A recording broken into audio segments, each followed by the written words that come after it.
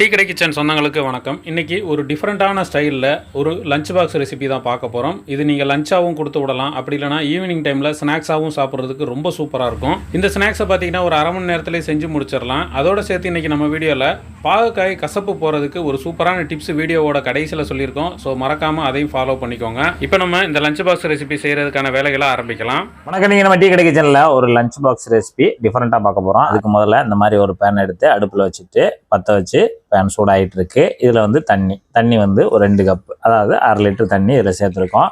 தண்ணி சூடாகி வரட்டும். தண்ணி வந்து சூடாயிருச்சு. ஒரே ஒரு டீஸ்பூனு நெய், அப்படியே ஒரு டீஸ்பூன் நெய்யை சேர்த்துருங்க. ஒரு 1/4 டீஸ்பூனு தூள் உப்பு. நம்ம உப்பு போட்டு அப்படியே லேசாக அந்த நெய்யும் உப்பும் போட்டு நல்லா கலந்து விடுங்க. இப்போ நமக்கு தண்ணி இந்த மாதிரி கொதிச்சு வந்த பிறகு இப்போ நம்ம இங்கே 1 கப்பு, அதாவது மெஷர்மெண்ட்டில் 1 கப்பு பச்சரிசி மாவு, சாதாரண மாவு, பாக்கெட் மாவு தான், வறுக்காத மாவு எடுத்து வச்சுருக்கோம். இது வெயிட்டில் வந்து ஒரு 150 கிராம் வரும். நம்ம இதை வந்து இதில் சேர்த்து கொஞ்சம் கொஞ்சமாக சேர்த்துட்டு கிண்டி கொடுத்துடலாம். எல்லா மாவையும் உள்ளே சேர்த்துருங்க. மெஷர்மெண்ட்டில் 1 கப் மாவு பச்சரிசி மாவு போட்டு இந்த தண்ணியில் நல்லா கலந்து கொடுங்க. நமக்கு இந்த மாவு இந்த வெந்நிலே நல்லா வெந்து வரும். நல்லா இந்த மாதிரி கலந்து கொடுத்தோம்னா நமக்கு சூப்பராக நமக்கு ஒரு நைஸாக வெந்து வந்துடும். இப்போ இந்த சமயத்தில் அடுப்பை வந்து நீங்கள் மீடியத்துக்கு மாற்றிடுங்க. ஏன்னா கொதித்து ரொம்ப வெளியே போயிட வேண்டாம். இப்போ நம்ம அப்படியேவும் அந்த மாவை வந்து இருக்கிற தண்ணியிலேயும் நல்லா இந்த மாதிரி கலந்து கொடுத்து நம்ம வேக வச்சு எடுத்துக்கிறோம். இந்த மாதிரி ஒரு கரண்டி எடுத்துகிட்டு நல்லா நசுக்கி கொடுத்தோம்னா நமக்கு நல்லா ஒன்று போல் அந்த சூடான வெந்நீரே நமக்கு அந்த மாவு வெந்து வந்துடும். இந்த மாவு வந்து நமக்கு இதுலேயே நமக்கு ரெடி ஆயிரும், வெந்து ரெடி ஆயிரும். அப்புறம் இதை ஒரு மசாலா பண்ணணும்.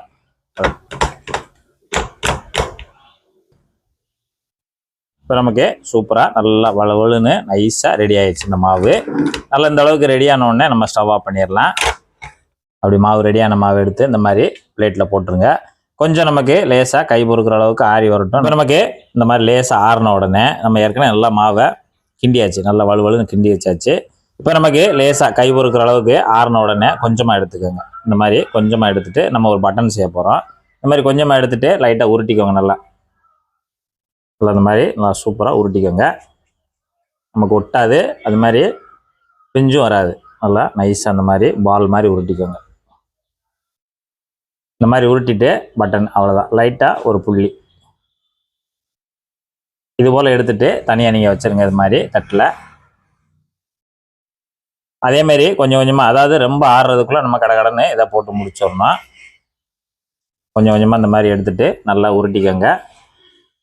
இதுபோல் நல்லா உள்ளங்கையில் வச்சு உருட்டிக்காங்க. உருட்டிட்டு அப்படியே எடுத்து பட்டன் சைஸுக்கு இந்த விரலை வச்சு ஒரே ஒரு அமுக்கு, அவ்வளோதான். அப்படியே எடுத்து இந்த மாதிரி தட்டில் தனியாக வச்சுருங்க. இதுபோல் இருக்கிறத எல்லாத்தையுமே நம்ம ஒரு பட்டன் ஷேப்பில் செஞ்சு தனியாக வச்சிடலாம். அப்புறம் நம்ம மசாலா பண்ணலாம். இப்போ நம்ம ரைஸ் பட்டன் மசாலா ரெடி பண்ணதுக்கு நம்ம வந்து பட்டன் ரெடி பண்ணியாச்சு. இப்போ நம்ம வந்து மசாலா ரெடி பண்ணணும். அதுக்கு இந்த மாதிரி ஒரு அடுப்பில் ஒரு அகலமான கடாயை வச்சுட்டு இதில் ஒரு 2 டேபிள் ஸ்பூனு எண்ணெய், நீங்கள் எந்த எண்ணெய் பயன்படுத்துகிறீங்களோ அது, நான் வந்து சன்ஃப்ளவர் ஆயில் 2 டேபிள் ஸ்பூன் சேர்த்துருக்கேன். இப்போ எண்ணெய் சூடாகி வரட்டும். எண்ணெய் சூடாகிடுச்சு. ஒரு 1/2 டீஸ்பூனு கடுகு, நல்லா கடுகு பொரிஞ்சு வரட்டும். நல்லா கடுகு வெடித்த உடனே ஒரு 1/2 டீஸ்பூனு ஜீரகம், அதுவும் நல்லா பொரிஞ்சு வரட்டும். கருவேப்பிலை ஒரு 2 கொத்து, பச்சை மிளகா சின்ன சைஸில் 3 பச்சை மிளகா வெட்டி வச்சுருக்கோம், அதையும் நம்ம உள்ளே சேர்த்துருவோம். வெங்காயம் மீடியம் சைஸ் வெங்காயம் 2 வெங்காயத்தை எடுத்து நல்லா பொடிசாக வெட்டி வச்சுருக்கோம், அதையும் நம்ம உள்ளே சேர்த்துடலாம். இப்போ நம்ம வெங்காயத்தை சேர்த்துட்டு நல்லா கலந்து கொடுத்துருங்க. நல்லா வதங்கி வரட்டும். இப்போ நமக்கு வெங்காயம் நல்லா பாதி அளவுக்கு வதங்கி வந்துருச்சு. நல்லா இந்த அளவுக்கு வதங்கி வந்த உடனே ஒரு டீஸ்பூனு இஞ்சி பூண்டு பேஸ்ட்டு 2 சேர்ந்தது 1 டீஸ்பூன் சேர்த்துட்டு அந்த வெங்காயத்தோடு நல்லா கலந்து கொடுத்துருங்க. ஒரு நிமிஷம் மட்டும்.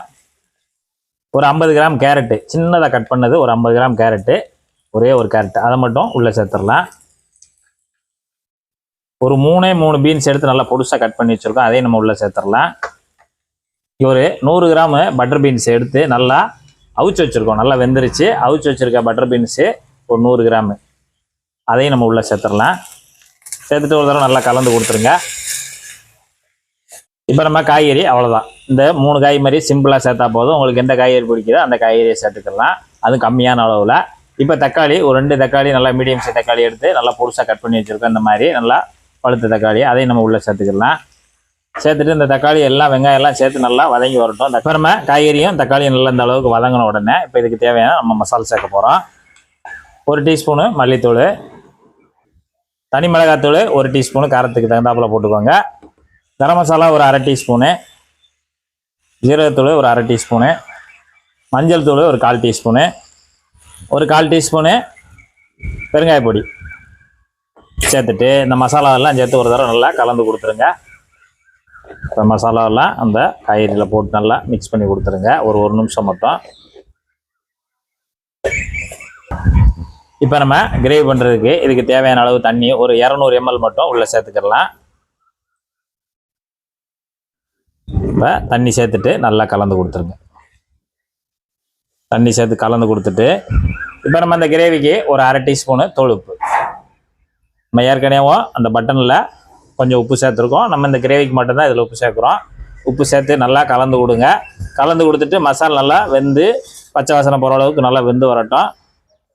இப்போ நமக்கு தண்ணி ஊற்றி ஒரு 5 நிமிஷம் நல்லா அந்த மசாலாலாம் கொதித்து சூப்பராக வெந்துருச்சு. இதில் உப்பு காரமெல்லாம் நமக்கு போட்ட அளவில் கரெக்டாக இருக்குது. இப்போ நம்ம ரைஸ் பட்டன் செஞ்சு வச்சுருக்கோம்ல, ரைஸ் பட்டன் செஞ்சு வச்சுருக்கத எல்லாத்தையுமே இந்த மசாலா ரெடியான உடனே கடைசியாக போடணும். எல்லாத்தையுமே உள்ளே சேர்த்துருங்க. இப்போ நம்ம ரைஸ் பட்டன் எல்லாத்தையுமே உள்ளே சேர்த்தாச்சு. சேர்த்துட்டு அப்படியே இந்த மசாலாவில் மெல்ல பிரட்டி கொடுங்க. உடைஞ்சிராமல் அப்படி மெல்ல பிரட்டி கொடுங்க. ஒரு 3லேருந்து ஒரு 4 நிமிஷத்துக்கு நல்லா அப்பப்போ கலந்து கொடுத்துக்கிட்டே இருங்க. மசாலா நல்லா நம்ம அந்த ரைஸ் பட்டனில் சேர்ந்து வரட்டும். நமக்கு சூப்பரான ஒரு ரைஸ் பட்டன் மசாலா அப்படியேவும் பார்த்தீங்கன்னா இந்த மாதிரி தான் இருக்கணும். மசாலா வந்து ரொம்ப கிரேவியாக இருக்கக்கூடாது. இந்த மாதிரி இருந்துச்சுன்னா தான் நமக்கு அப்படியேவும் எடுத்து சாப்பிட்றதுக்கு நல்லாயிருக்கும். ஸ்கூலில் போய் பிள்ளைங்க அப்படியேவும் ஸ்பூனில் எடுத்து சூப்பராக சாப்பிட்ருவாங்க. அவ்வளோதான், நமக்கு சூப்பராக ரெடி ஆகிடுச்சு. இப்போ நம்ம ஸ்டவ் ஆஃப் பண்ணிடலாம். கடைசியாக கொஞ்சமாக மல்லித்தலை அப்படியே மேலே பரவலாக தூவி விட்டுருங்க. தூவி விட்டு நல்லா கலந்து கொடுத்துருங்க. இன்றைக்கி நம்ம டீ கடை கிச்சனில் சூப்பராகவும் ரைஸ் பட்டர் பீன்ஸ் மசாலா சூப்பராக தயாராகிருக்கு. ஒரு நல்லா டிஃப்ரெண்ட்டான ஒரு டைப்பில் சூப்பராக தயாராகிருக்கு. அதை அப்படியே மிக்ஸ் பண்ணி சாப்பிடும்போது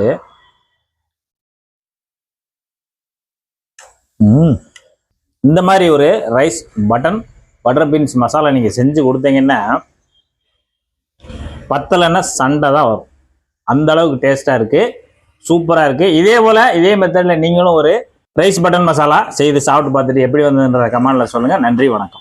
பாவக்காய் வச்சு வீட்டில் நம்ம என்ன சமையல் பண்ணாலும் வீட்டில் இருக்கிறவங்கெல்லாம் பதறி ஓடிடுவாங்க. ஏன்னா அதோட கசப்பு சுவை அந்த மாதிரி இருக்கும். அந்த கசப்பு போகிறதுக்கு நீங்கள் பாவக்காயை வெட்டின உடனே உப்பு கொஞ்சம் மஞ்சள் சேர்த்து மிக்ஸ் பண்ணி ஒரு 1/4 மணி நேரம் அப்படியே ஊற விட்டுட்டிங்கன்னா அதில் இருக்கிற கசப்பு போயிடும். அப்படி இல்லைனா பாவக்காயை வெட்டி கொஞ்ச நேரம் மோரில் ஊற வச்சிங்கனாலும் கசப்பு சுவை போயிடும். இந்த மாதிரி குக்கிங் டிப்ஸ் உங்களுக்கு தெரிஞ்சாலும் மறக்காமல் கமெண்ட்டில் சொல்லுங்கள். நம்ம எல்லாரும் தெரிஞ்சுக்கலாம். நன்றி.